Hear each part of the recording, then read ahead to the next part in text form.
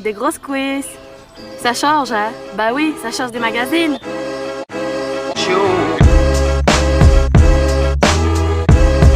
Que la force soit avec toi, à jamais.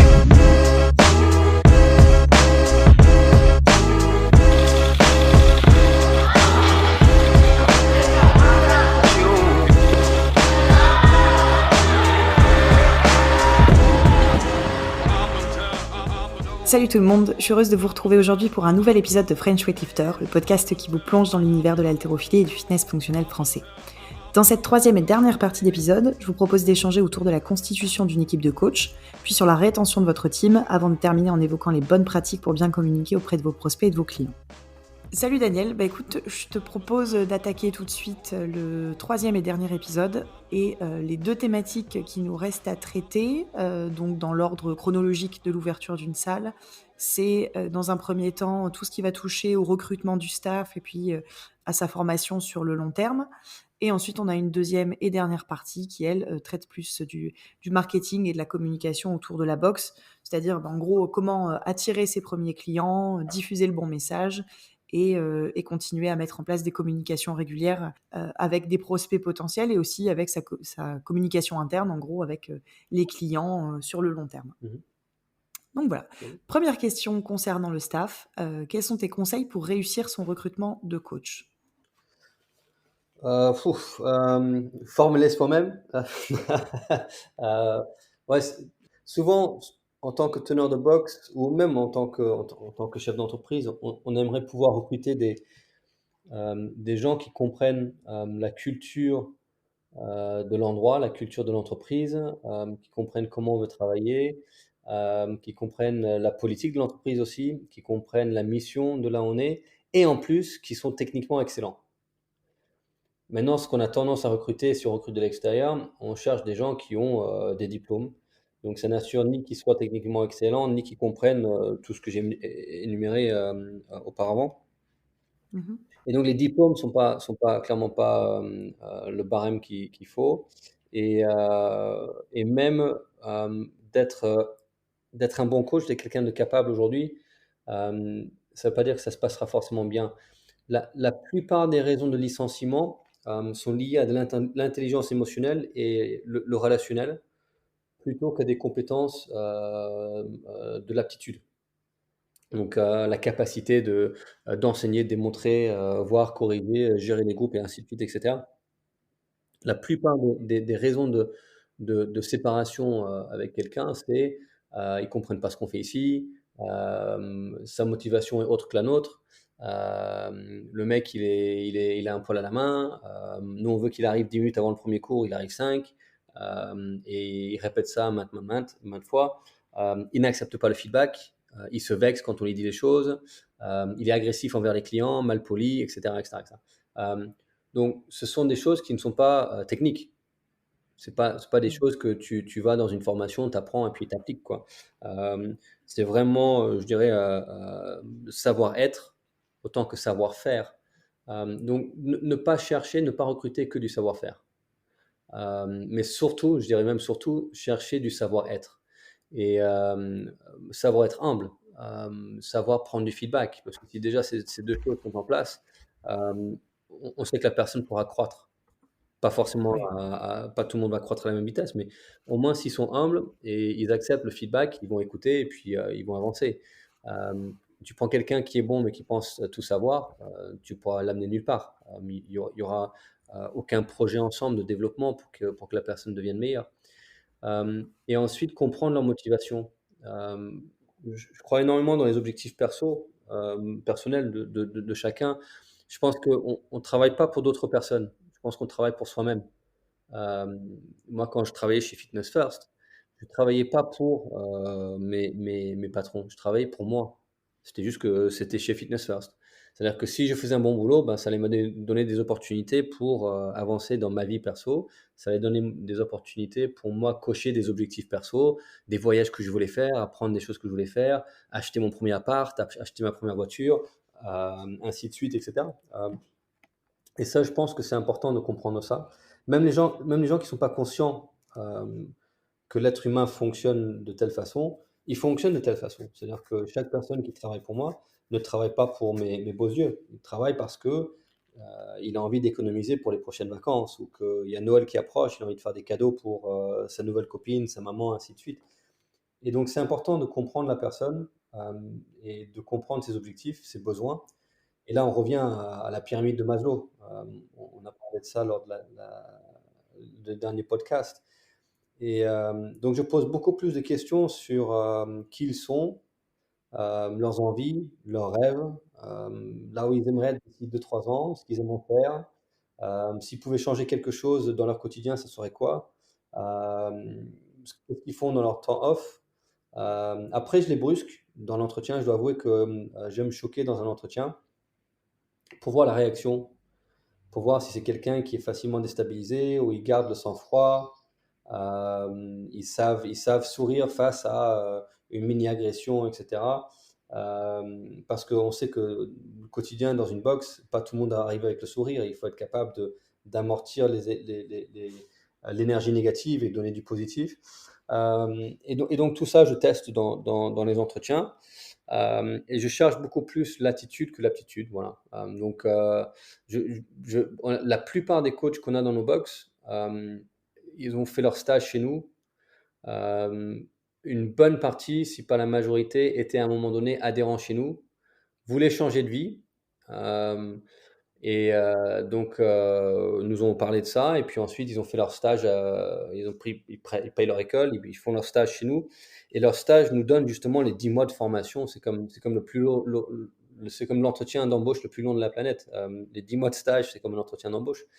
Et comme on a dit lors du dernier appel, si au bout de 10 mois d'entretien, la personne n'est pas la bonne personne pour le rôle que tu souhaites pour eux, c'est que c'est toi qui as échoué. Tu as mal choisi et tu as fait perdre du temps à toi, mais tu as fait perdre du temps à la personne aussi, donc c'est pas très juste. Donc il faut pas avoir peur de dire non à la personne au début, parce que ça serait injuste d'avoir des doutes, le faire rentrer pendant 2-3 mois juste pour le dégager après. C'est 2-3 mois qui récupéreront pas. Donc il faut essayer de pas trop se trouver là-dessus. C'est une grande responsabilité, ça. Et je pense que il faut comprendre que nous, notre rôle en tant que chef d'entreprise, l'atteinte d'objectifs pour nos entreprises est bien plus facile si les gens sont heureux là où ils sont et s'ils sentent qu'ils ont un leader qui est à tourner vers eux et qui est quelque part à leur service, et non pas quelqu'un qui met une grande cravate rouge et qui exige sans écoute, sans empathie, etc. Donc, moi, il y a beaucoup de choses à communiquer dès le premier contact aussi avec les gens qui rentrent, je pense. Et puis l'autre détail sur les coachs qui ont déjà eu une carrière en extérieur. Moi, j'aime beaucoup ce profil de gens qui ont une expérience en dehors du monde du fitness parce qu'ils savent ce que c'est de travailler. Ils savent ce que c'est que de travailler, de se lever le matin et d'aller faire un boulot qui ne les passionne pas forcément. Et puis donc ils sont beaucoup plus, je dirais, reconnaissants du fait que leur lieu de travail, c'est une box de CrossFit et au lieu de mettre en carton des produits, ils coachent des gens et ils améliorent la qualité de vie de gens. Donc ce sont des gens qui sont, je crois, ouais, bien plus conscients du bonheur qui existe dans les box, quoi. Et puis ensuite aussi, c'est des gens qui ont découvert le CrossFit, pas par défaut, c'est-à-dire ils sont pas sortis de l'école en disant merde, qu'est-ce que je vais faire? Bon, je suis pas trop mauvais en sport, donc allez, je vais faire coach. Non, c'est des gens qui voient les coachs faire et ils se disent putain, ça doit être la balle, ça doit être pas mal, waouh, ça doit être cool, j'ai envie de ça, j'aime les gens, etc. Et puis nous aussi, en tant que propriétaire de box, on observe les adhérents, donc on voit si on pense que la personne a les bonnes valeurs pour devenir un bon coach, etc. Donc, ouais, bon, réponse courte à une réponse assez longue. Des valeurs et des objectifs qui sont alignés avec qui toi tu es en tant que patron de boîte et ce que tu as envie de communiquer à tes adhérents. Euh, pour moi, par exemple, une des valeurs, c'est de dépasser les attentes minimum. Donc, je cherche des gens qui sont prêts aller toujours au-delà de ce que j'attends, qui sont prêts à surprendre d'une façon agréable. Et donc, ouais, on teste ce genre de choses. Et puis, dans les entretiens, bon, déjà, même si nous, on n'a pas de rôle dispo, on fait des entretiens tout le temps. C'est-à-dire qu'on est sans arrêt en train de voir des gens, de faire des séances d'essai, etc., avec des gens. Euh, Parce que le but du jeu, c'est d'attirer du bon talent. Donc, s'il y a quelqu'un qui est excellent, mais que j'ai pas encore de poste, mais que j'ai peut-être les moyens de l'inclure quand même, je vais essayer de l'inclure dans la famille d'une façon ou d'une autre pour le garder proche. Et le moment où il y a une ouverture, cette personne-là qui a du talent, qui est une bonne personne et qui peut renforcer l'équipe, est là. Donc, on recrute en permanence, même quand on estime qu'il n'y a pas de poste. Parce que parfois, il y a des surprises, parfois, il y a un départ inattendu, parfois que voilà. On a eu le cas là, post-confinement, pendant le confinement, un de nos garçons dans une des équipes d'accueil qui était très bien, on était très content avec lui, il était très bien intégré, etc. Il nous a annoncé qu'il allait partir parce qu'il avait été accepté pour une formation à la gendarmerie auquel il avait postulé des années à l'avance. Et que enfin, en fait, il repostulait chaque année sans penser qu'il allait être pris et que voilà, il a été pris. Donc, il y avait cette surprise-là, mais l'avantage, c'est que comme on fait des entretiens tout le temps, on a comme une liste chaude, si on veut, de candidats, et il a suffi de 10 minutes pour rappeler deux personnes, les faire venir, faire un dernier entretien et choisir la personne qui allait le remplacer. Donc, ouais, on tient une liste chaude, si on veut, de gens, et on fait la même chose au niveau des coachs. Euh, et après, chaque année, c'est d'avoir un stagiaire dans chacune des box. Parce que même s'il n'y a pas de rotation au niveau des coachs, sinon on fait bien les choses, on grandit, la box grandit, on peut ajouter des heures ou on double les séances, ce genre de choses. Et donc on aura besoin d'un coach supplémentaire périodiquement. On ne pourra pas forcément lui donner toutes les heures qu'il aimerait dès le début, peut-être c'est juste 6 ou 8 heures par semaine ou 10, etc. Euh, mais si l'équipe travaille bien, bon, on grandit et puis on a besoin de plus de monde. Euh, donc on recrute en permanence et puis le recrutement, c'est que le premier pas. Après, c'est l'intégration, c'est de fixer clairement les attentes. Et puis après, il y a de suivre les 4 étapes à l'enseignement. Et honnêtement, c'est une séance de podcast en lui-même. C'est une séance de formation qui dure, avec les leaders, qui dure plusieurs heures sur les différentes étapes d'apprentissage et quel type de leadership. Est-ce qu'on devrait être directive? Est-ce qu'on devait faire de la formation? Est-ce qu'on devrait faire du coaching? Est-ce qu'on devrait commencer à déléguer et donner plus d'espace, ainsi de suite? C'est comment évaluer ça, mais euh, ça devient de plus en plus facile avec l'expérience, mais également avec cette compréhension. Si vous souhaitez apprendre sur les 4 étapes de l'enseignement et du développement d'une équipe, euh, il y a développer votre leadership par John C. Maxwell, qui est super. Et puis il y a encore un petit peu plus d'approfondi, c'est un peu plus approfondi donc, dans le deuxième volume, qui est développer les leaders autour de soi. Je pense en français, c'est Developing the Leaders Around You en anglais. Et il y a toutes les graphes et toutes les explications qui sont vraiment pas mal. C'est vraiment un bon début pour apprendre à intégrer et à former, à développer ces équipes. Euh, et puis après, ouais, si on veut attirer des bonnes personnes, il faut créer l'environnement qui va attirer les gens qu'on veut. Donc, on peut pas vouloir attirer des gens qui cherchent l'excellence et que ce qu'on propage au quotidien, c'est de la médiocrité. Euh, euh, la personne vient et voit l'autre coach qui débute son brief avec 2 minutes de retard et qui déborde sa séance de 7 minutes et que pendant l'échauffement, on va sur son téléphone portable, machin. Ben, si on accepte ça déjà, le nouveau, il ne va pas créer un nouveau standard. Donc, si on veut attirer des bonnes personnes, il faut qu'on soit déjà exigeant avec ce qu'on a sous la main. Je pense que les choses vont la main dans la main. Je ne sais pas si je m'explique bien là-dessus. Mais, Si, si, carrément. Moi, j'ai une petite question très pratique, en gros. C'est dans ton processus de recrutement, mhm. donc j'imagine que tu diffuses une annonce ou quelque chose comme ça, peu importe le biais. Combien d'entretiens tu fais, en général, et avec qui? Ok, ben, ça tourne entre 4 et 5 entretiens. Bon, ça peut aller de un entretien à 4 ou 5, mais pour quelqu'un qui intègre, c'est 4 ou 5. La première, ça va être avec la personne qui est directement responsable de l'équipe. Donc c'est leur responsabilité de recruter, c'est pas le mien. Euh, les leaders sont dans mon équipe, mais les gens dans leurs équipes sont dans leurs équipes, pas mon équipe. Donc c'est pas ma décision finale. Ça sera leur décision parce qu'ils doivent prendre la responsabilité des gens qu'ils intègrent et ils doivent prendre la responsabilité du développement des gens qu'ils intègrent. Donc moi, je peux pas arriver en disant non, celui-là j'aime pas, on le prend pas, ou ah ça c'est mon préféré, on le prend. Donc ça c'est déjà il faut pas jouer le demigod quoi. On n'est pas ministre de la santé quoi.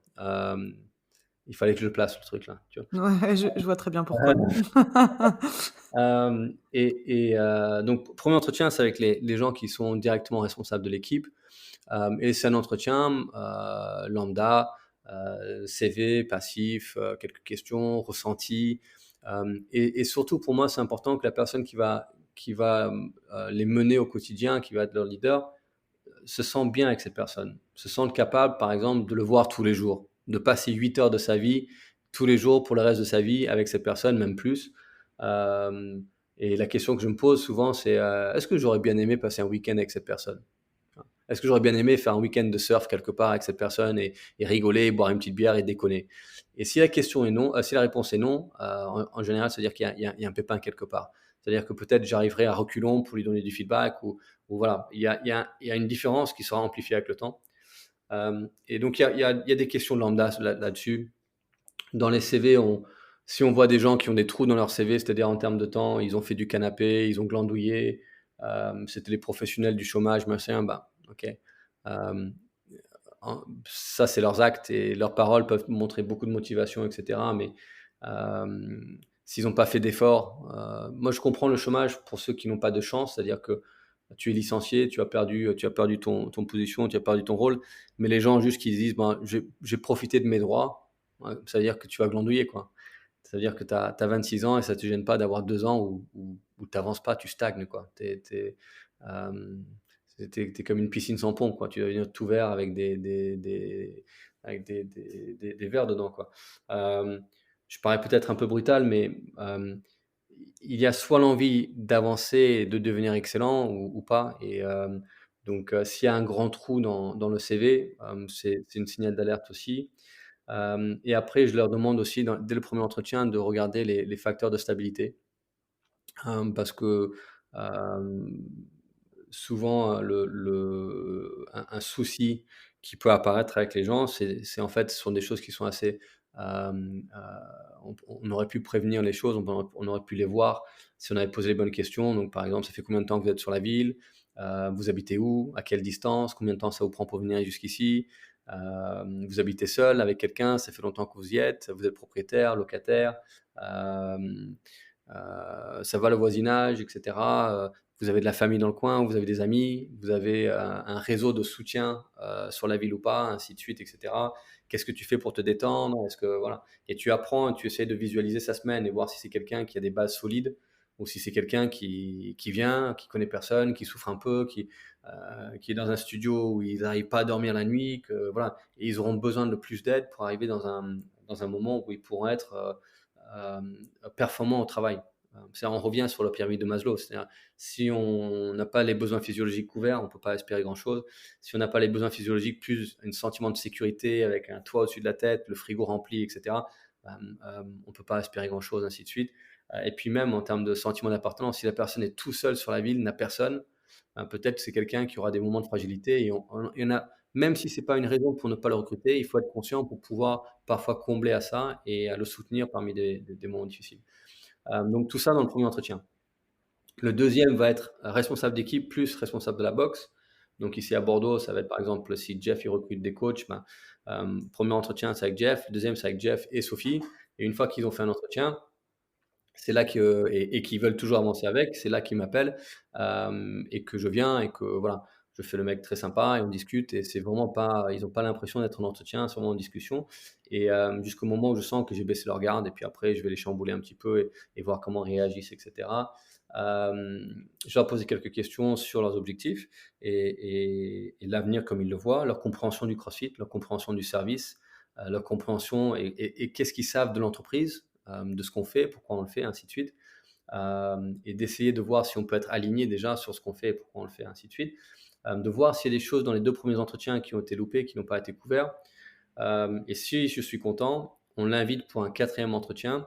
Mais le 4e entretien, c'est un entretien pratique, c'est-à-dire que pour un coach, il va donner une séance. Mais il va donner une séance à une partie de l'équipe. Donc on va être 6 ou 7 et personne arrive à 14h et super, écoute, à 14h15, tu vas nous coacher et tu vas nous coacher, j'en sais rien, on va me dire une connerie, tu vas nous coacher Jackie.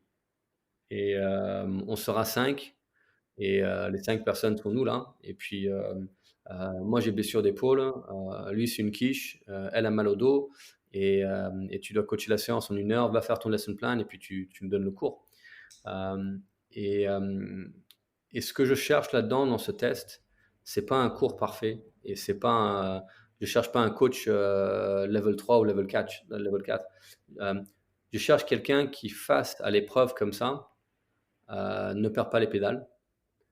Euh, et qui se dit, OK, ben écoute, allez, je prends un stylo et un papier et je commence à faire mon lesson plan et voilà, qui tente quelque chose. Et je cherche quelqu'un qui crée un contact. Et peu importe le contenu de la séance, il peut faire de la merde.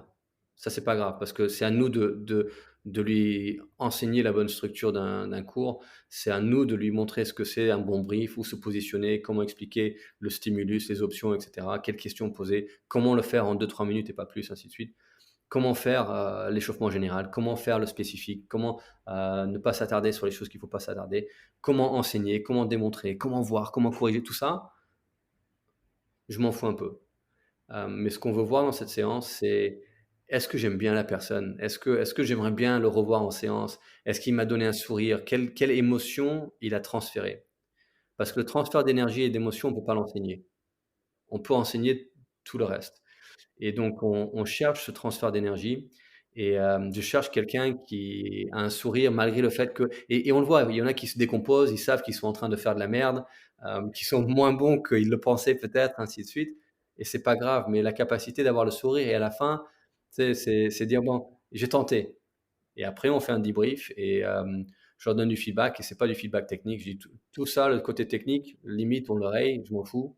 Et puis j'explique ce que j'ai aimé ou ce que j'aimerais voir de différent, ou j'explique les choses qui manquent pour pouvoir intégrer l'équipe. Je donnerai une anecdote après, mais j'étais assez brutal avec un qui j'avais raison en fait de ne pas le prendre, mais j'expliquerai après. Et, euh, et après, si j'ai des doutes, je leur explique les doutes et je leur donne l'opportunité de contrer mes doutes et de montrer que j'ai tort.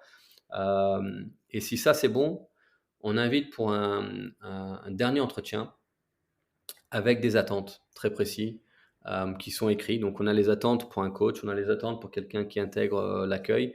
J'ai des attentes pour le responsable d'accueil, j'ai des attentes pour le head coach, ainsi de suite. Tout le monde pour leur poste, il a des attentes écrites. Et c'est l'opportunité de la personne de revoir les attentes avec le responsable d'équipe, poser les questions, les doutes, de dire s'il n'est pas d'accord ou il est d'accord ou s'il ne comprend pas.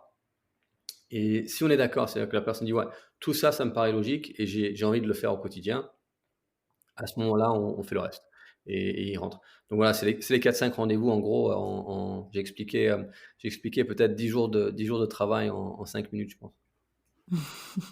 Non, mais c'est bien, c'est très clair. Après, comme tu le disais tout à l'heure, effectivement, quand on est issu du milieu du sport en tant que coach, j'entends, c'est pas du tout une critique, hein, puisque c'est des choses qui s'apprennent, mais effectivement, on est peut-être un peu moins sensible, ou en tout cas, on n'a pas de référentiel, tu sais, de recrutement, de comment ça se passe dans une boîte, on va dire, lambda, telle qu'on pourrait l'avoir sur X ou Y job de bureau. Donc c'est assez important.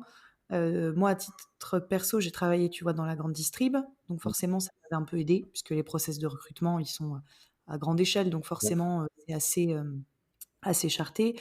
Mhm. Bon, pour les citer, puisque c'est pas tellement un truc secret, hein, mais moi, j'étais à Decathlon, et quand j'ai ouvert ma salle, ça m'a également vachement servi, pas uniquement pour le recrutement, mais aussi pour toute la partie management. C'est-à-dire qu'à Decathlon, quel que soit ton poste, tu as ce qu'on appelle des EI, qui sont des entretiens individuels. En général, en fonction de ton patron, ils ont lieu entre tous les mois et tous les trimestres. Mhm. C'est une feuille aussi qui est relativement chartée dans le sens qu'est-ce que j'ai fait, qu'est-ce que j'aimerais faire pour la prochaine période, qu'est-ce que j'aimerais améliorer. C'est quelque chose que tu dois préparer, par exemple, en tant que, je sais pas, que coach, si on prend cet exemple-là, avant le rendez-vous, et tu dois l'envoyer à ton patron, pour que ton patron il ait le temps d'en prendre connaissance, et s'il y a des sujets de réflexion ou des choses comme ça, ou des questions, qu'il ait le temps de pouvoir venir à l'entretien avec des réponses. Sont pas des entretiens qu'il faut craindre, hein. Ce sont juste des points qu'on fait plus ou moins off avec le boss pour pouvoir échanger sur tous les sujets, les projets en cours. Et en fin d'année, tu as ce qu'on appelle un genre d'entretien annuel. C'est là, en l'occurrence, comme dans toutes les boîtes, que tu vas négocier ta potentielle augmentation. Mais c'est aussi l'occasion de voir tout ce qui s'est passé au cours de l'année, dans quel sens tu as progressé ou non. Quels sont tes objectifs pour l'année prochaine sur ton métier? Est-ce que tu voudrais peut-être développer de nouvelles actions, etc. Donc ça, c'est très applicable dans les bureaux, mais moi, j'avais utilisé ça dans ma box parce que je m'étais dit, si on donne pas des rendez-vous, qu'on manage pas les coachs et qu'on fait des retours à la volée à la fin d'un cours ou de temps en temps, qu'il n'y a pas de régularité dans les échanges et dans les feedbacks, c'est dommage parce que c'est pas parce qu'on n'est pas dans un bureau que c'est pas un vrai métier, qu'il n'y a pas un vrai plan de carrière, qu'il n'y a pas aussi des vrais plans de formation à mettre en place.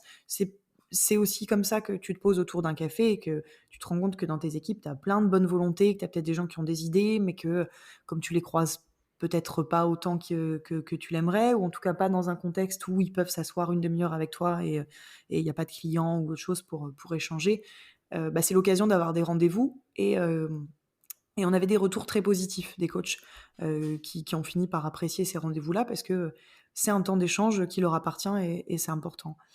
Euh, ça se retrouve un petit peu dans ma question suivante, puisque ma question c'était est-ce que tu as des conseils une fois que tu as recruté la bonne personne pour les retenir dans la durée, pour les aider à s'épanouir et pour justement bien manager son équipe de façon structurée et professionnelle? Oh oui, c'est le grand défi de tout leader, c'est un, attirer le talent et puis ensuite deux, le garder. Parce que si tu n'arrives pas à le garder, tu es toujours à la recherche et c'est bien plus coûteux financièrement, émotivement, etc., d'être à la recherche des nouveaux que de s'occuper de ceux qu'on a dans les murs. Et il y a un cycle de vie pour devenir bon dans son rôle. En général, on dit que ça tourne entre 2 ans et demi et 3 ans, jusqu'au moment où on devient inconsciemment compétent dans ce qu'on fait. Et donc c'est important de les guider à travers l'apprentissage et qu'ils comprennent, eux, les étapes d'apprentissage et qu'ils comprennent toutes les choses qui sont, euh, que vous allez leur apporter. Donc, par exemple, level 1, level 2, voilà, pour moi, c'est la base des choses. Et ensuite, les coachs, par exemple, toutes les semaines, il y a une réunion coach qui est une partie théorique, une partie pratique avec des jeux de rôle, etc. euh, pour se remettre en question, pour voir du nouveau. Et également, chaque coach reçoit une évaluation. Et ça dépend, la fréquence, ça dépend de où est-ce qu'ils sont sur la courbe d'apprentissage. S'ils sont plus nouveaux, ils ont besoin de plus de direction, c'est peut-être une fois par semaine. S'ils ont besoin de moins de direction, une fois tous les 15 jours, peut-être juste une fois par mois, ainsi de suite.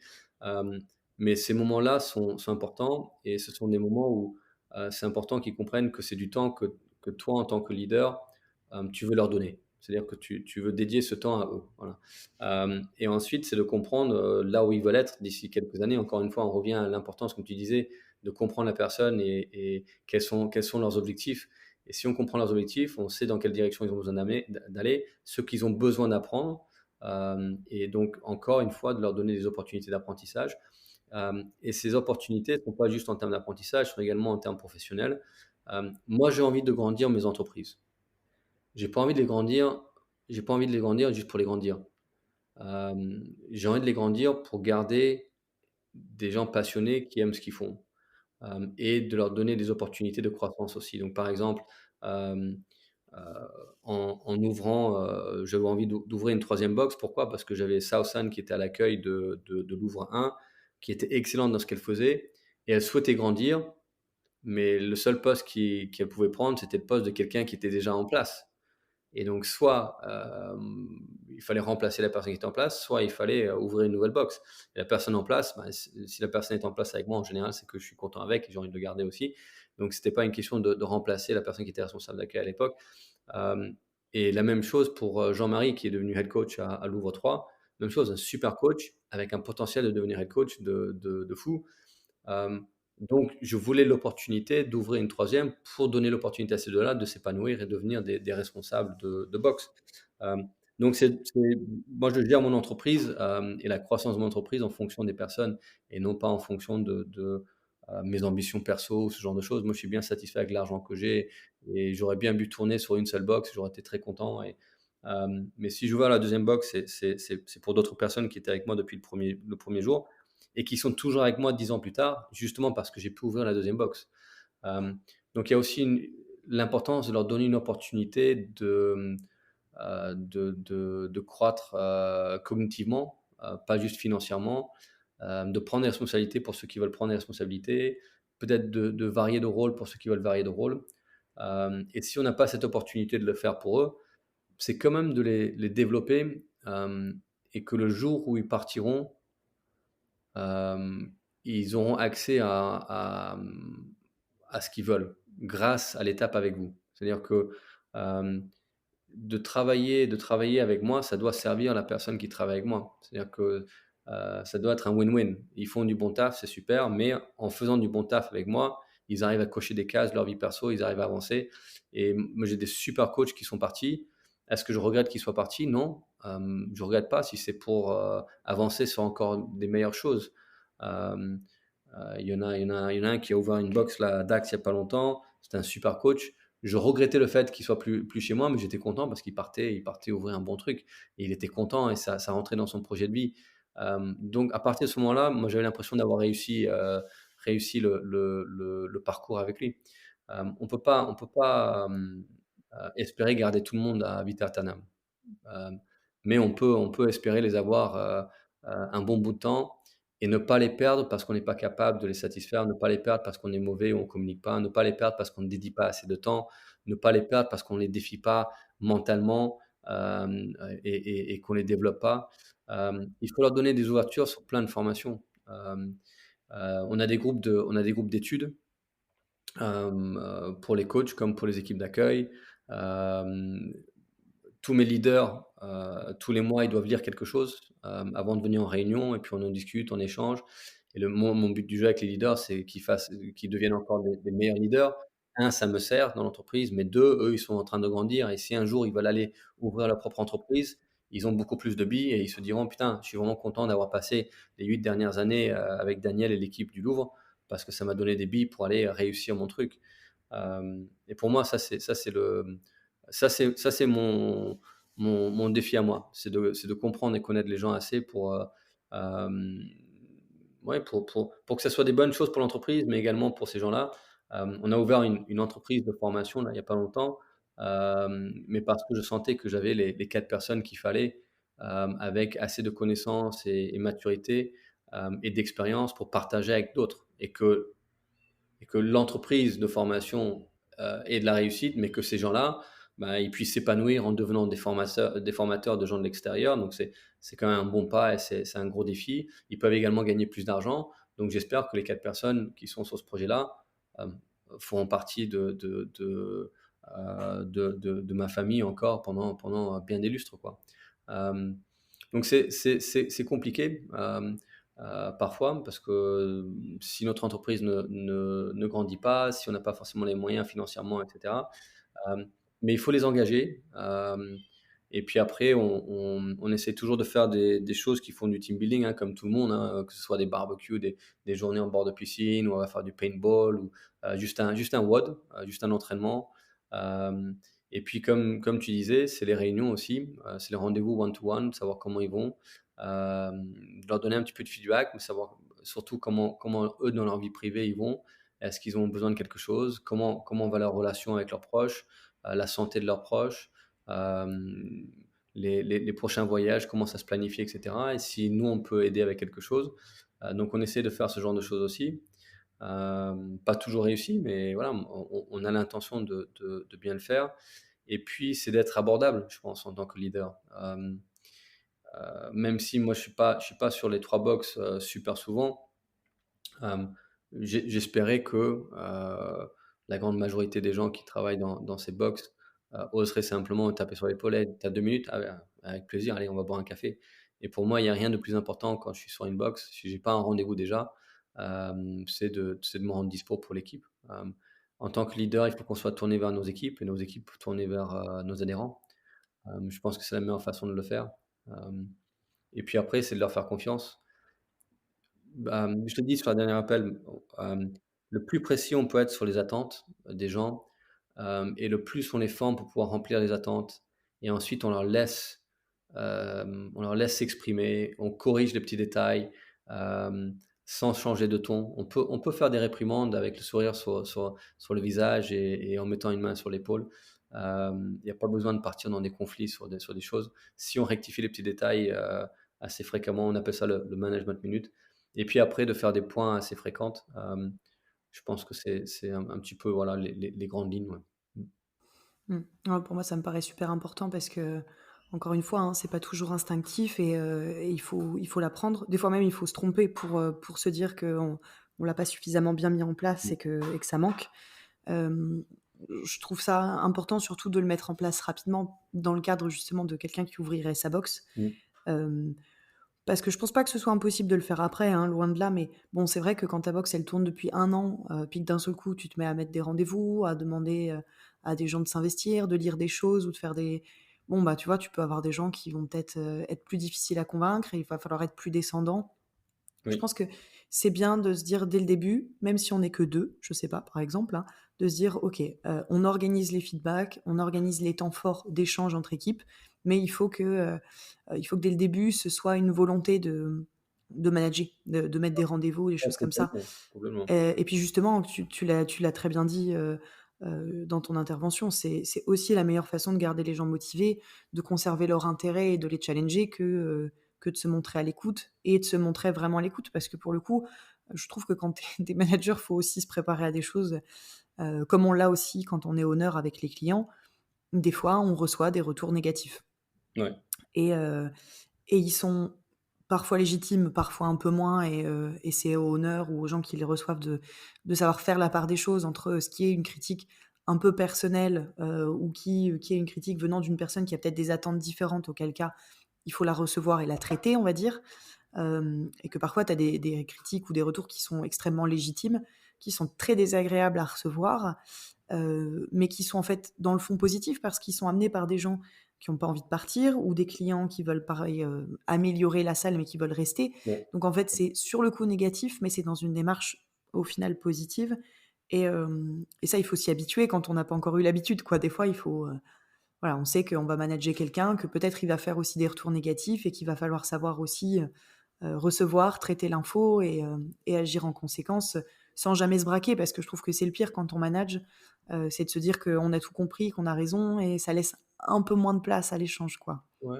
Je pense que première chose, quand il y a du feedback négatif, c'est de ne pas le prendre personnellement et pas Mmh. de dire que la personne a tort. Il faut essayer de se mettre à la place de la personne qui donne le feedback, que ce soit de la part de quelqu'un de l'équipe d'ailleurs aussi, autant qu'un adhérent.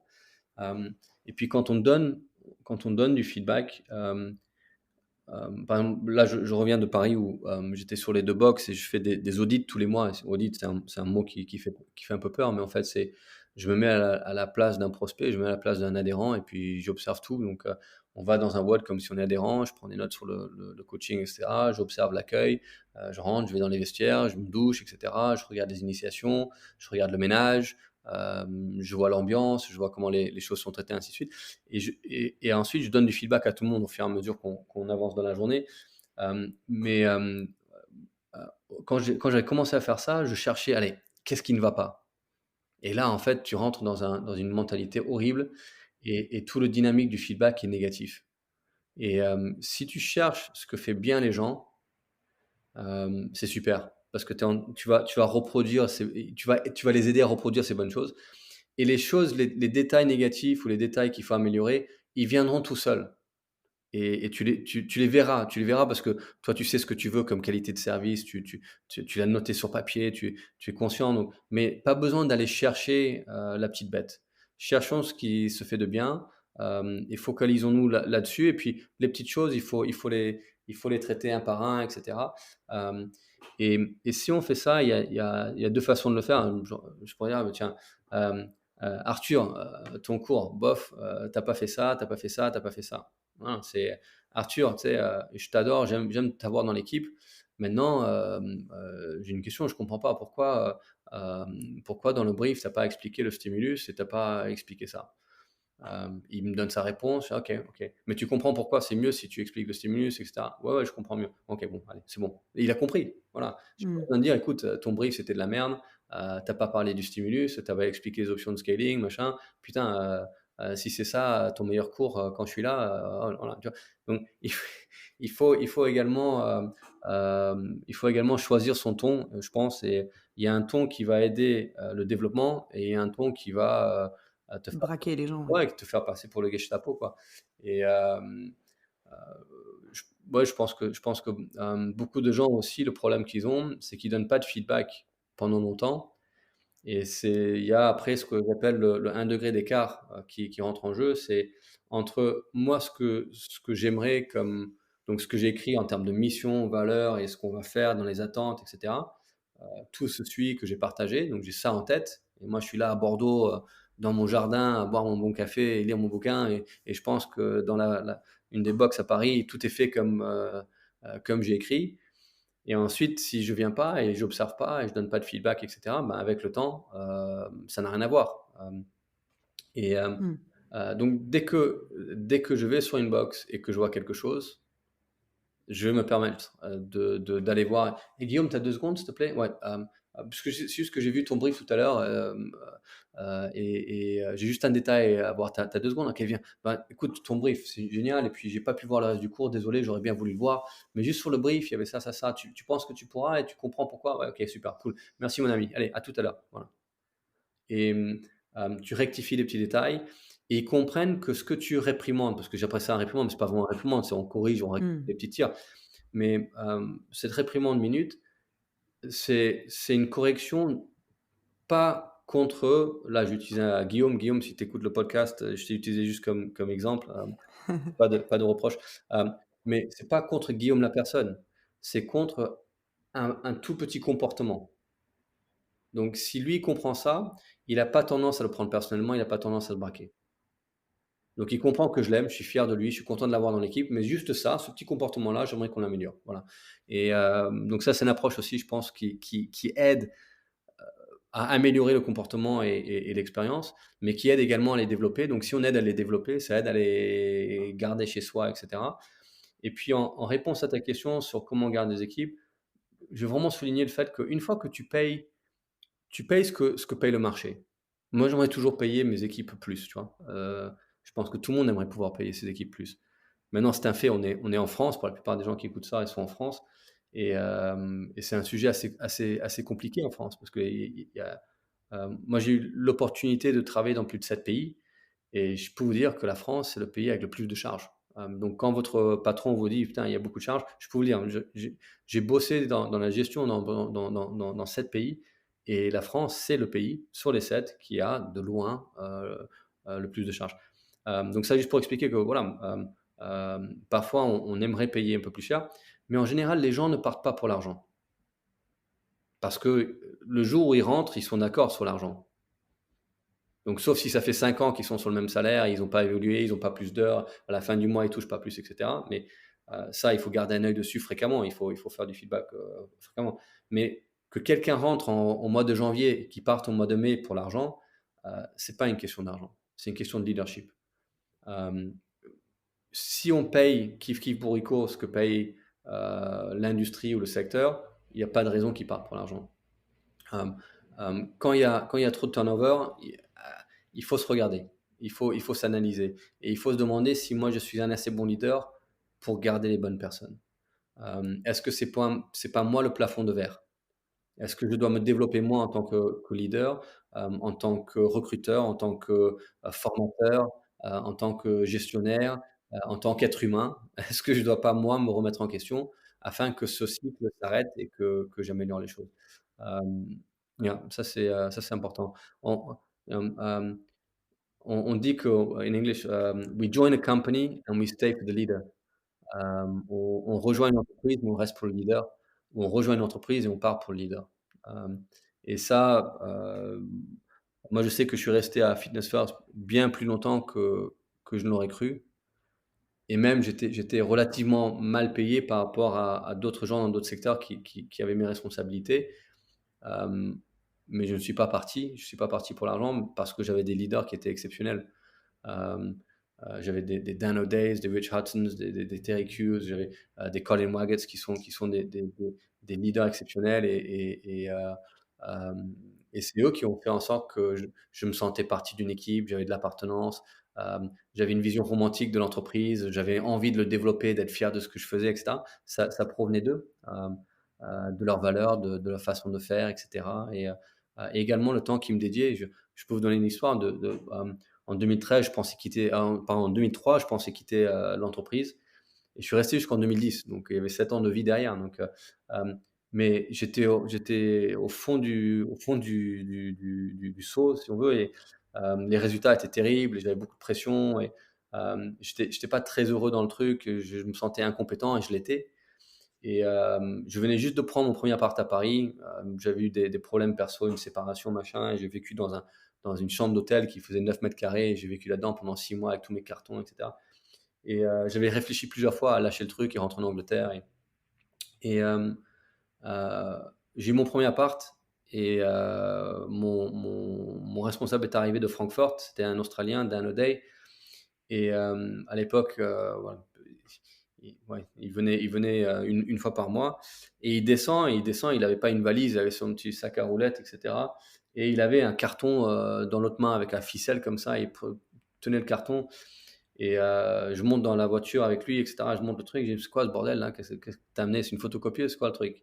Il me fait: «Non, non, tu verras, tu verras», et je dis: «Bon allez, on va au siège». Il me fait: «Non, non, allez, amène-moi dans le quartier où tu habites. Amène-moi pour un café».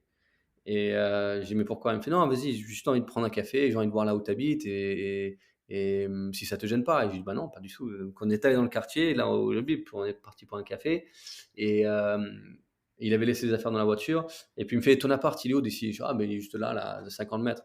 Il me fait: «Bah écoute, on repart à la voiture?» Je dis: «OK, allez, on part à la voiture». Et là, il fait: «Non, on monte pas dans la voiture». Il me fait: «Quoi?» Et il me donne le carton, il me fait: «C'est un cadeau pour toi, et comme ça tu peux le monter à ton appart, j'imagine que tu as pas de micro-ondes encore».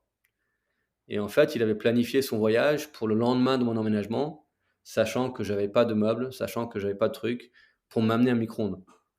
Et ça paraît con, mais quand on revient sur, Maslow's, et en parlant de ça, j'ai une émotion, j'ai des fourmis dans le visage parce que c'était vraiment, j'avais Mmh. vécu, une année horrible, hem et heu et mmh, i de montrer, à quel point moi, Daniel, j'étais important pour lui, pas comme un pion, j'étais pas juste son soldat. Moi, l'être humain qui s'était mis à ma place, il dit: «Putain, tu es un Anglais, tu es là en France, tu travailles 70 heures par semaine, tu as une séparation que tu avais pas envisagée, tu t'es retrouvé seul, tu as pas beaucoup d'amis, et vu le caractère que tu as, tu en auras tu en auras jamais beaucoup, hem voilà, t'inquiète, tu es pas tout seul, et que notre relation va bien au-delà de moi, je te demande de faire un truc, tu le fais et puis tu me rends des comptes». Si j'ai eu 7 ans de vie dans l'entreprise, de plus que ça, je pense que ce moment-là était assez critique, et puis je pourrais en donner une demi-douzaine d'autres exemples comme ça, mais vraiment exceptionnels. Pour moi, ça c'était du leadership, ça allait bien au-delà de juste le rapport: «Tiens, je te demande de faire un truc et tu le fais, et puis voilà, je te remercie, et le vendredi soir, on rentre chez nous et puis on se revoit lundi matin». Ouais, on on rejoint une entreprise et on reste pour le leader. Mmh. Ouais, c'est très, très vrai. C'est très, très vrai.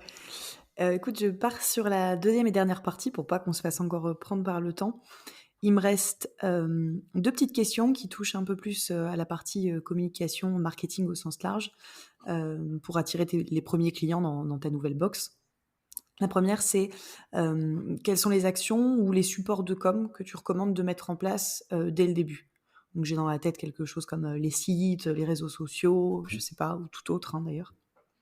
Ah bah oui, bah, bien un site internet, ça va sans genre, si t'as pas un site internet, tu pas, quoi. Après oui, on peut aller sur les réseaux, on peut aller sur un Facebook, on peut aller sur un Instagram et cetera.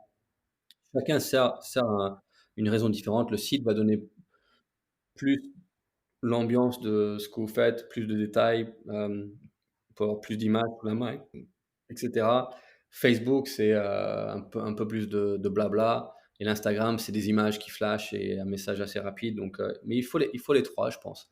Hem, Après c'est, à mon avis, c'est sponsoriser des mots-clés sur les recherches Google. D'avoir une page business sur Google est importante, ça c'est sûr, avec des images et cetera. D'encourager ceux qui aiment bien votre service à mettre des avis, parce que les gens, mine de rien, ils regardent rapidement les avis, que ce soit sur Facebook ou que ce soit sur Google. Ça, c'est des choses basiques à la base. Maintenant, le meilleur outil marketing, c'est toi. C'est toi, la personne passionnée, qui ouvre avec, pardon pour l'expression, mais sa bite et son couteau, son truc. Hem, En général, on ouvre, on n'a pas beaucoup de moyens financiers, mais on a un peu de temps. C'est-à-dire que parce qu'on n'a pas de clients, donc on a personne à coacher. Donc c'est d'aller voir les gens et c'est pas l'enseigne au-dessus de la porte qui va le faire. Tu peux mettre une enseigne et un mec qui va travailler à 50 mètres et ça va lui prendre 3 ans pour rentrer. Mais toi, tu peux pas attendre 3 ans pour qu'il rentre. Donc qu'est-ce que tu fais? Tu vas vers eux. Il faut aller vers le client, il faut aller le rencontrer sur son terrain. Donc que ce soit en entreprise, que ce soit devant la boulangerie du matin, que ce soit devant, les portes de l'école, que ce soit à l'arrêt de bus, que ce soit sur le parking, hem, il faut aller vers les gens et leur parler. Et moi, j'hésiterai pas à faire plein de cartes de séances d'essai, mais plein, plein, 500, 1000, 2000, sachant que si tu distribues 2000, tu auras peut-être 100 personnes qui viennent et sur les 100 personnes, tu vas transformer peut-être une cinquantaine. Et ensuite, c'est d'y aller. C'est d'y aller, d'expliquer que vous êtes nouveau dans le coin, que vous aimeriez les inviter à faire un truc. Vous pratiquez une activité physique aujourd'hui? Oui, non, qu'est-ce que vous pratiquez? Ah ben, c'est un bon compliment. Pas d'activité physique, d'accord. Vous avez pratiqué quand pour la dernière fois? Il y a 6 ans. Ah d'accord. Et vous faites rien depuis? Non, rien depuis. Et depuis, vous avez senti des changements? Ah d'accord. Vous avez pris un peu de poids? Ah d'accord. Ben, on peut vous aider avec ça. Si ça vous intéresse, voilà, etc., etc. C'est moi qui vous invite. Moi, c'est Daniel, ainsi de suite. Et de créer du rapport et de les inviter. Meilleure chose, c'est de créer des rapports, les inviter, leur donner la carte et prendre le rendez-vous sur le jour même. On appelle ça du outreach et c'est ce qui fonctionne le mieux. Et même sur mes clubs qui ont, quasi 10 ans d'ouverture, on le fait ça. On sort et on va sur la place qui est à 40 mètres et il y a des gens qui sont là depuis 7-8 ans à travailler, qui n'ont jamais mis les pieds dans notre box. Donc pas besoin de faire des campagnes 4 par 3, radio locale qui coûte 4 000 balles. Les gens qui vendent ces campagnes vont vous dire que oui, mais pas besoin. Les gens, ils achètent pas, pour un 4 par 3. Il faudrait un paquet de 4 par 3 et il faudrait un paquet d'annonces pour que la personne se dise: «Putain, ah, c'est là le truc? Ah, j'ai peut-être envie, j'ai peut-être besoin, je suis peut-être capable de le faire et je vais peut-être aimer la personne qui y est». En fait, tu peux répondre à toutes ces questions en toi sortant de ta box et en allant les voir. Hem, donc il y a ça et puis après en termes de parrainage. Quand tu ouvres ta box, le référencement, le parrainage, d'avoir des gens qui parlent en bien de vous, donc de donner du bon service, mais de les encourager, de dire très clairement et d'être très honnête. C'est, «Cyrielle, ça t'a plu?» «Oui, ça m'a plu». «Super, écoute, ça fait, combien de séances que tu fais?» «Ça fait 5-6». «Ah d'accord et tu m'avais parlé de, ton copain qui peut-être, il voudrait faire un complément pour le foot et perdre quelques kilos autour du bidochon. C'est toujours le cas?» «Oui, c'est toujours le cas». Ben, écoute, vraiment, je te cache pas, hein, Cyrielle, que là, on a 30 adhérents. Sincèrement, on est loin d'être plein et je préfère remplir la box avec des gens qu'on aime bien et des amis de la famille. Donc si ton copain, il souhaiterait faire une séance d'essai, n'hésite pas, s'il te plaît, à me le dire et avec grand plaisir. Et je dis ça, boum, boum, boum. Et tu leur demandes un petit service à tes adhérents. C'est ce petit service. Je veux dire, si vous êtes content, parlez-en autour de vous. Ils ont l'impression de faire partie de l'équipe.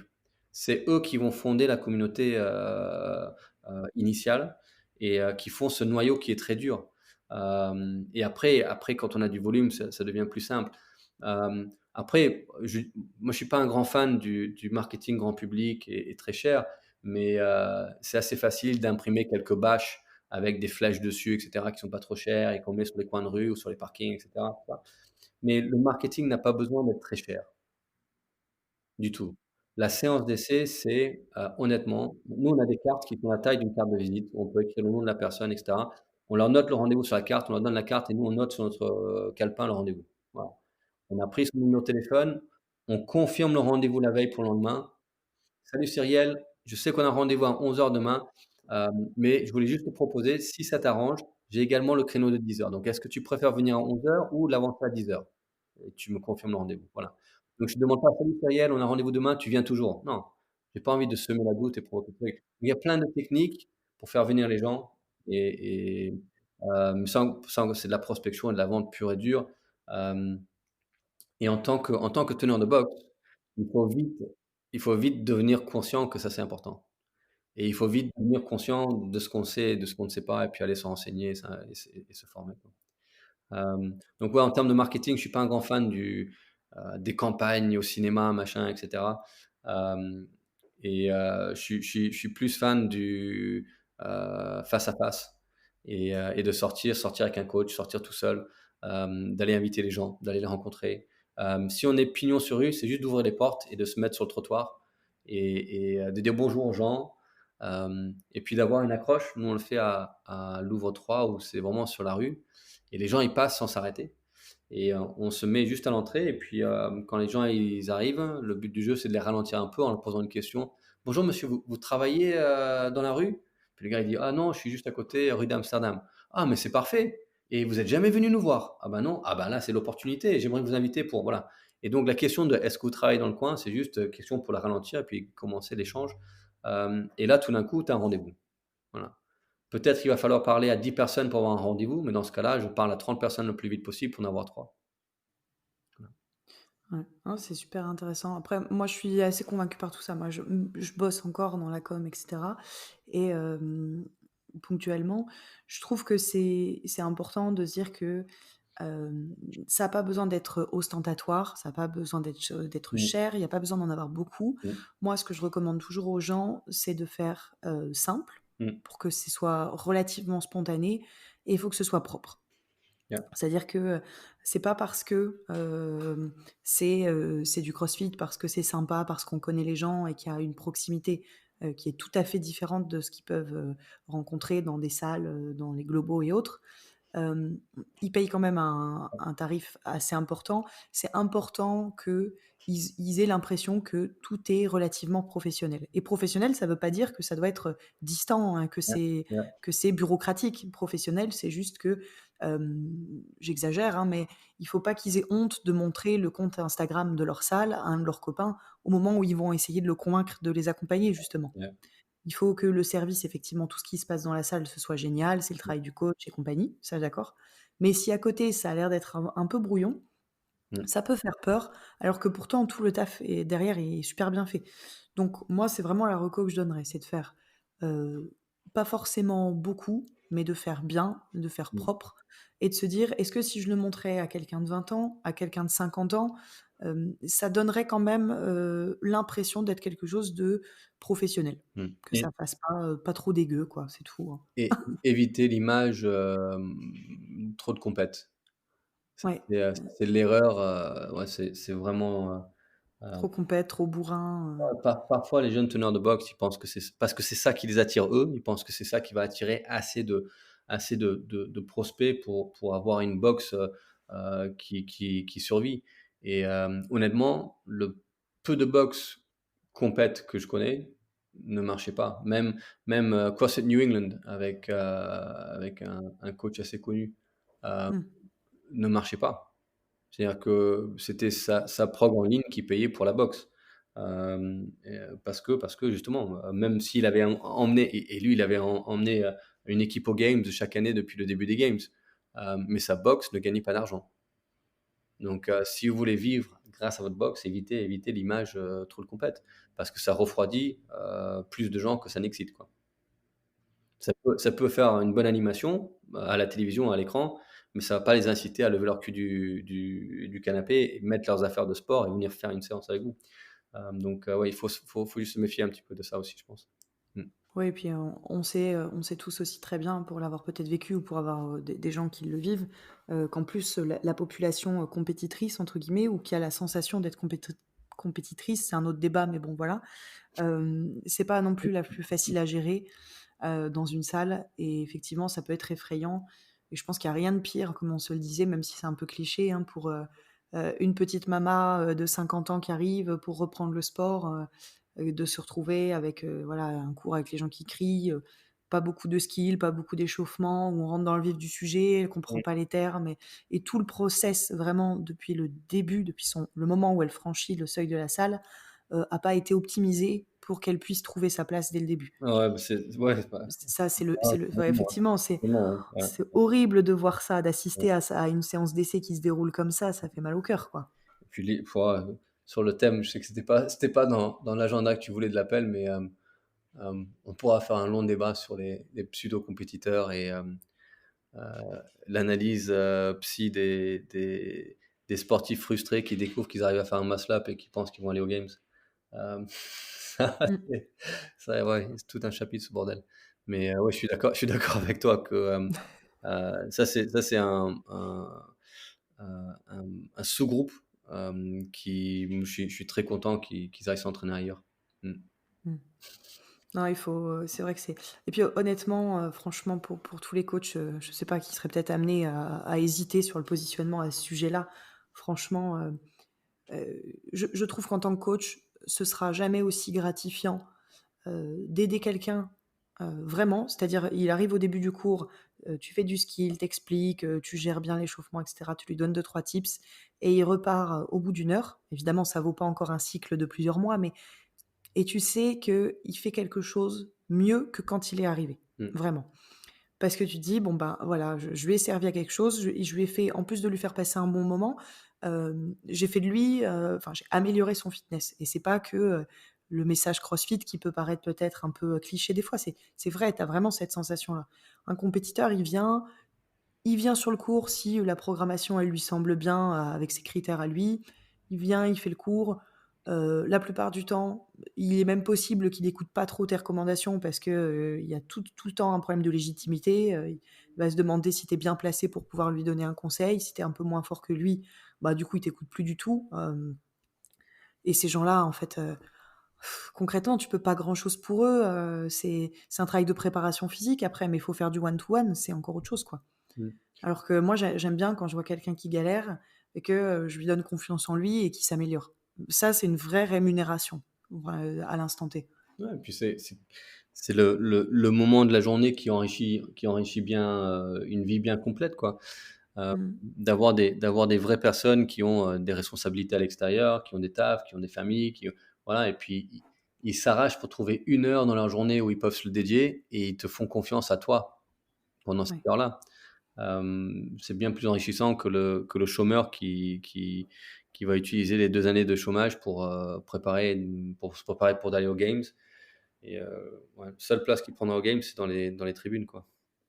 Mmh. Bon, ça c'est Exactement. Non, mais c'est vrai, c'est un débat. ouais, J'ai reçu plusieurs coachs déjà sur le podcast et on en a parfois parlé, dont avec des coachs qui faisaient de la compétition et qui coachaient des compétiteurs. ouais. Je pense notamment à Raphaël, voilà, qui disait que par exemple pour les vrais compétiteurs, c'est pas juste ils sont dans une salle et ils se disent compétiteurs. Mmh, mmh. Quand ils entrent dans ce processus, il y a un suivi, il y a du coaching, etc. Et il y a un engagement qui est tout autre. Et il y a des compétiteurs, voilà, Ouais. c'est pas interdit de faire la compétition. Mais faire de la compétition, c'est pas faire les WOD RX de sa box et déclarer que tu es un compétiteur et que donc le fonctionnement est différent pour toi parce que, ouais, enfin vraiment, faut fixer les objectifs, c'est complètement autre chose, quoi. Ouais, et puis aussi les salles il faut pour les débutants, faut se méfier de proposer trop de open gym, quand il y a une forte probabilité que dans 12 mois, 18 mois, vous aurez besoin des espaces et du matériel pour les cours. Pas parce que c'est pas bien de proposer l'open gym, mais c'est que, il y a un moment donné où vous aurez besoin de l'enlever. Donc de proposer quelque chose qu'on ne peut pas garder sur les 3 à 5 ans à venir, parfois il vaut mieux pas ne le donner au début que de le donner et puis ensuite le retirer. Et ça souvent, les nouveaux boxonneurs, ils disent: «Ah tiens, on ouvre», bah, eux, ils proposent pas d'open gym. «On va proposer l'open gym comme ça on chope leurs clients qui veulent faire de l'open gym». Et ils vont peut-être prendre les 5-10 personnes qui sont un peu frustrées parce qu'ils n'ont pas le droit de faire l'open gym à 18h quand il y a plein de cours. Mais ils vont les reperdre 12 mois plus tard et ils vont les reperdre avec des gens qui vont en fait parler mal d'eux parce que ouais, ils nous ont promis, machin, etc. Et ça crée un cycle de merde. Donc ouais, il y a pas mal de maux de tête par rapport à ça. Et puis l'autre chose, c'est se méfier de la mafia. Et la mafia, c'est une minorité qui est très vocale et qui n'hésiteront pas de donner du feedback, mais qui demanderont des choses qui peut-être ne conviennent pas du tout à 95% des clients de la salle. Donc il faut juste ne pas réagir ou répondre ou accorder ou refuser des choses trop vite, bien réfléchir et avant de faire des changements. Et lancer un programme, lancer quelque chose que si vous avez l'intention vraiment de le faire perdurer. Il n'y a rien de pire que d'avoir des gens qui, allez, le samedi, on va mettre de l'haltérophilie. Ah ben non, au bout d'un mois, non, l'haltérophilie, je sais pas, je suis un peu fatigué, non, on va le changer, on va faire. Pff. Et puis les adhérents, ils se lassent, il y a pas de constance, il y a pas de. Donc il faut avoir un petit peu de constance dans le truc ou de lancer un programme kids et puis au bout de 3 mois, on n'en a pas beaucoup d'enfants, peut-être qu'on va l'arrêter en décembre. Ok, fallait pas le faire. Il fallait savoir faudrait cravacher et savoir combien de kids il faudrait pour que le programme y tienne, etc. Et puis, nous, ça nous a pris 2 ans pour avoir un programme kids qui avait vraiment de la gueule. On en revient exactement à ce qu'on s'était dit la fois dernière, hein, c'est l'importance de bien travailler son business plan. Yeah, yeah. Tu peux avoir peut-être, je pense, des choses en mode un peu crash test parce que c'est difficile de pouvoir se projeter, mais ça doit vraiment être une minorité du travail qui est fait. Parce qu'effectivement, sinon, tout est au doigt mouillé et Yeah. Mais dans ce ça cas-là, marche pas, quoi. dire que c'est un crash test. C'est-à-dire, ce samedi, séance exceptionnelle, haltéro de 14 à 15h30. On fait 1h30 d'haltéro. C'est exceptionnel, on va voir comment ça va, si ça vous plaît, etc. Et là, il y a 7 personnes. Bon, pas non plus la folie avec toute la com qu'on a fait. Tu dis, ça reste un crash test. Tu as 30 personnes qui veulent s'inscrire. Tu dis, ah putain, ok, il y a peut-être de l'amour. Mais ouais, il faut peut-être mettre son doigt dans l'eau pour tester, mais pas se lancer ensuite dire, ah non, elle est trop froide et puis ressortir, quoi. Ça, c'est pas le but du jeu, quoi. Ouais, Ouais, tout à fait. c'est clair, c'est déceptif. Alors, il me restait une dernière question encore sur ce sujet communication marketing et puis après, On est pas je te mal. laisserai conclure. Ouais, on est pas mal. 1h06 là, cette fois-ci, on est pas mal. Ouais. Sachant qu'il reste une question, allez, et demie, je vais dire, franchement, ça va. Ok. Donc, dernière question, pardon, sur marketing et communication. Hormis donc toute cette phase vraiment d'ouverture de la box, où je peux mettre un petit budget com, événementiel, parce que je veux vraiment faire une ouverture sympa. Est-ce que, à ton sens, c'est important de prévoir dans le business plan ou autre un budget communication marketing à l'année ou pas? Oui, oui. Parce que sinon, tu le feras dans tous les cas. C'est-à-dire que tu auras des dépenses sur, que ce soit de sponsoriser un post Instagram ou d'avoir des AdWords ou Google ou de ce genre de trucs. On va le faire ça. Et puis il faut également, il faut budgétiser pour son site internet, pour le remettre à jour fréquemment, etc. Nous, on fait beaucoup de choses en interne parce qu'on a 2-3 personnes qui sont assez talentueux, etc. Mais si jamais vous voulez sortir une vidéo par mois, il faut peut-être avoir quelqu'un qui va l'éditer et puis mettre le son, etc. Si vous avez cette envie-là, il faut avoir le budget parce que sinon, c'est des dépenses qui sont pas prévues. Et le jour où il y a les impôts qui tombent et ces dépenses-là, machin, bon, voilà, on se retrouve à court. Et puis après, on se retrouve à demander à des gens d'investir dans l'entreprise qu'on n'aurait pas voulu avoir dans l'entreprise. Et après, tout va se dissoudre et après, on perd les pédales un peu, quoi. Donc oui, prévoir un budget. Après, ouais. Le marketing long terme, je pense qu'il y a des choses, il y a des techniques qui ne coûtent pas très cher et qui marchent très bien. Et c'est surtout autour des réseaux sociaux, ce sont les adhérents. Où c'est le meilleur marketing. Vous avez des adhérents qui sont satisfaits, qui aiment la prog, qui s'éclatent, voilà. Donc c'est d'avoir une interaction sur les réseaux sociaux avec eux, c'est de liker leurs posts, leurs stories, de taguer, de partager, etc. Ça, il faut être assez actif là-dessus. Et moi, je suis pas un grand fan des réseaux sociaux, mais même moi, je fais l'effort parce que je sais qu'il y a son utilité. Et puis aussi, les témoignages des adhérents, c'est quelque chose qui n'est pas du tout cher. d'avoir un témoignage écrit, d'avoir une petite vidéo, d'avoir un athlète du mois qui explique pourquoi ça lui a changé la vie, etc. Ce genre de choses, pour moi, c'est vraiment du très bon marketing. Et ensuite, de l'avoir sur une page du site, de l'avoir sur l'Instagram, de le lancer, de le partager, etc. Ce sont des petits trucs qui peuvent être faits périodiquement, tous les mois. Les témoignages, vous pouvez en faire une par semaine s'il le faut. Ça dépend de combien d'adhérents vous avez, etc. Mais parfois, c'est bien plus fort d'avoir l'avis de quelqu'un qui le vit en tant que client que d'avoir une entreprise qui vous dit à quel point ils sont bons, quoi. Je trouve que les témoignages fonctionnent très bien dans le CrossFit. Ouais. Ouais, ouais, c'est un sport qui se prête effectivement super bien au discours de preuve. Ouais, il y a Euh, tellement d'émotions dans les histoires des gens aussi que hmm. ça ne peut que toucher d'autres personnes, quoi. Ouais, ouais, non, c'est clair. Ça revient aussi à ce qu'on s'était dit une fois. Alors, je sais plus sur quel podcast, mais on s'était dit que il suffit pas de dire venez chez moi, je suis le meilleur. Il faut dire, faut mettre effectivement les gens en valeur, donner des exemples, enfin, faire profit, faire une sorte d'immersion aux gens qui Mm. pourraient être touchés par ces communications. C'est ce qui marche le mieux, hein. Et puis juste un message pour certains. Votre snatch à 105 kilos, ça va pas faire venir les prospects. Juste, voilà. C'est tout. Non. Les coachs, mettez en avant les autres. Arrêtez de vous mettre en avant vous. On a rien à Ah, non, mais ouais.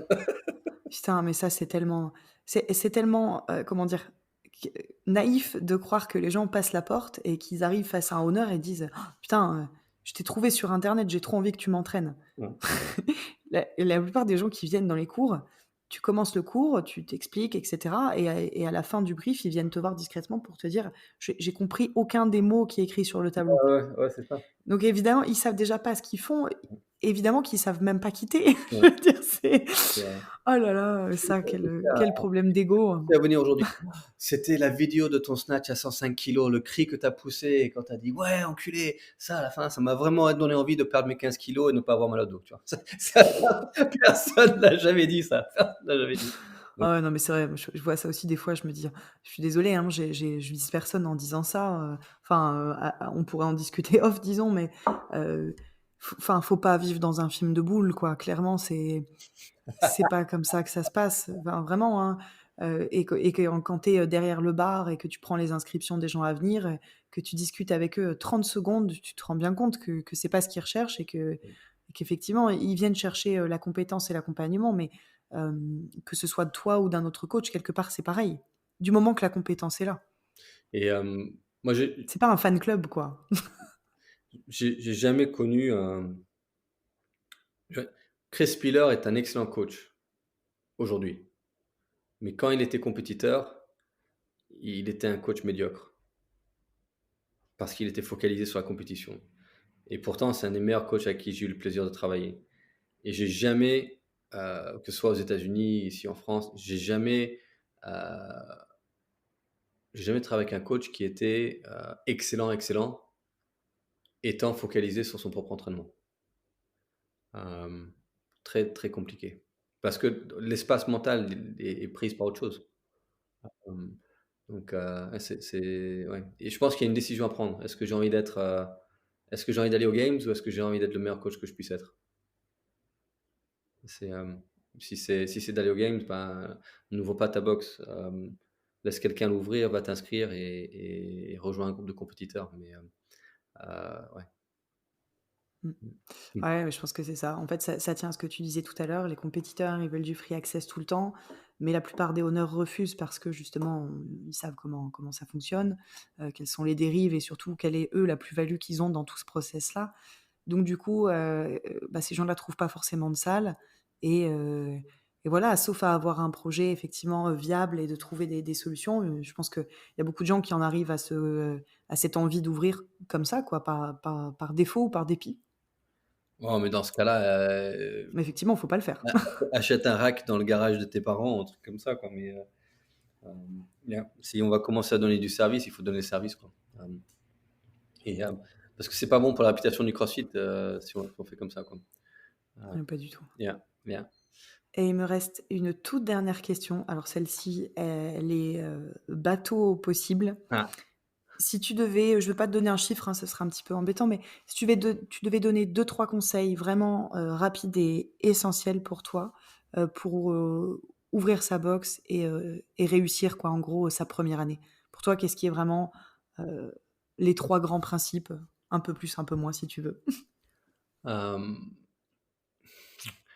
Voyage d'abord, va visiter plein de box. Pas juste en drop-in. Il faut voir l'envers du décor. Essaye de travailler ailleurs d'abord, voir ce qui marche moins bien. Euh, Pas forcément sur la même ville parce que t'as pas envie entre guillemets, de devenir un concurrent ou ce genre de truc, mais euh, il faut acquérir de l'expérience avant de se lancer dans le truc. Gérer une box, c'est beaucoup, beaucoup plus compliqué que ce que les gens euh, qui sont adhérents, etc., peuvent croire. Deuxième point, c'est pas une mine d'or. Euh, c'est pas parce qu'on met CrossFit au-dessus de la porte que les gens ils arrivent en courant. Ça aide parce que les gens sont conscients. Aujourd'hui, CrossFit est devenu la marque la plus connue dans le secteur du fitness dans le monde. Donc, c'est quand même passé d'avoir une box à Santa Cruz en 2003 à être la marque la plus reconnue au monde. Donc, c'est pas mal. Mais c'est pas pour ça que on va inscrire beaucoup de nouveaux. Donc il faut se renseigner également, il faut apprendre sur la prospection et la vente. Donc acquérir de l'expérience là-dedans, ce serait euh, dans la gestion et opération d'une box, mais également dans la prospection et commerce. Quand tu ouvriras, on l'a dit sur le dernier appel, euh, de trouver des prospects, de les convaincre de démarrer et de devenir adhérents, et ensuite de donner le service. Voilà les trois choses sur lesquelles il faut se concentrer. Donc il faut avoir les connaissances pour le faire, ça. Et si vous avez des connaissances là-dessus, ça ira. Et puis, deuxième chose que je donnerais comme conseil, c'est euh, au possible être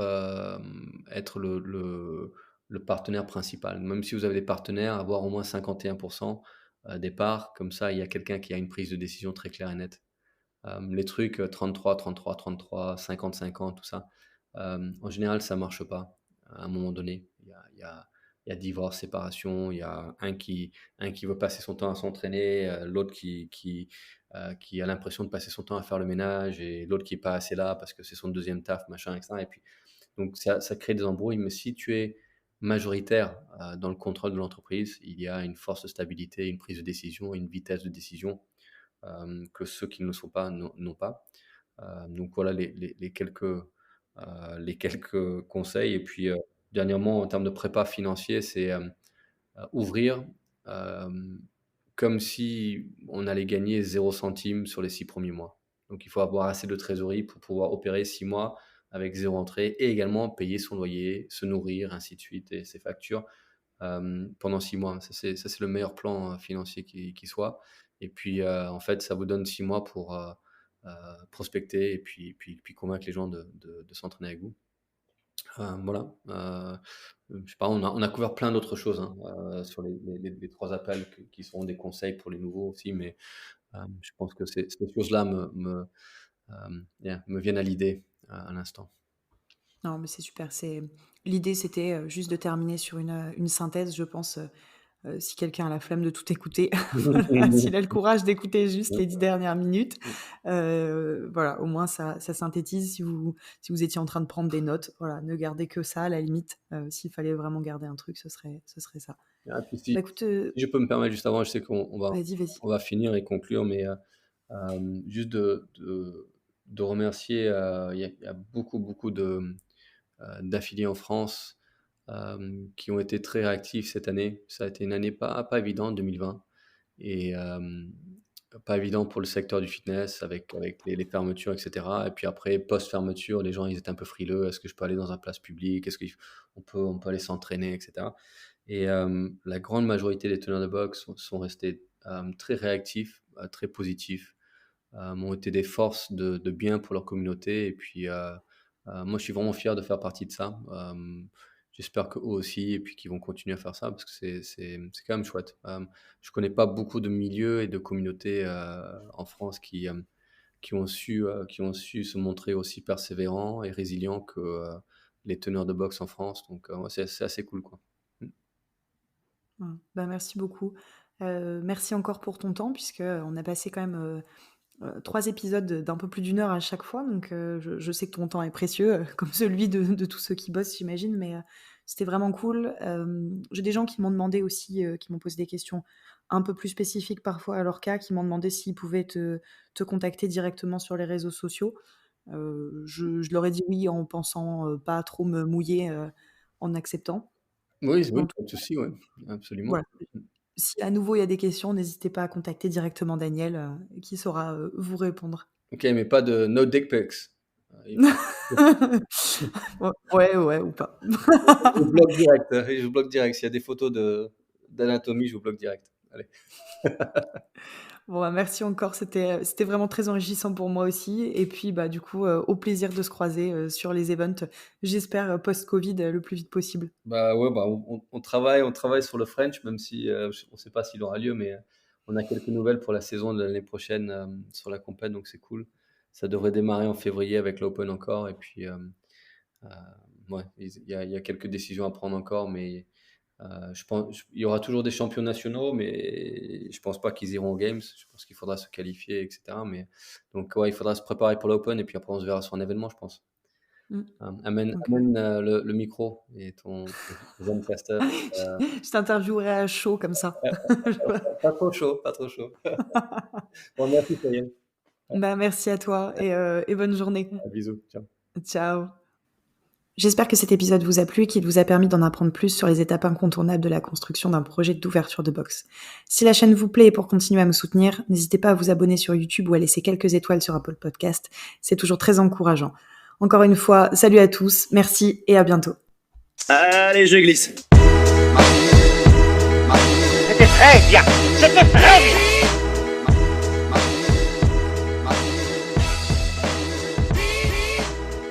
Merci de rien. Au revoir, messieurs, dames.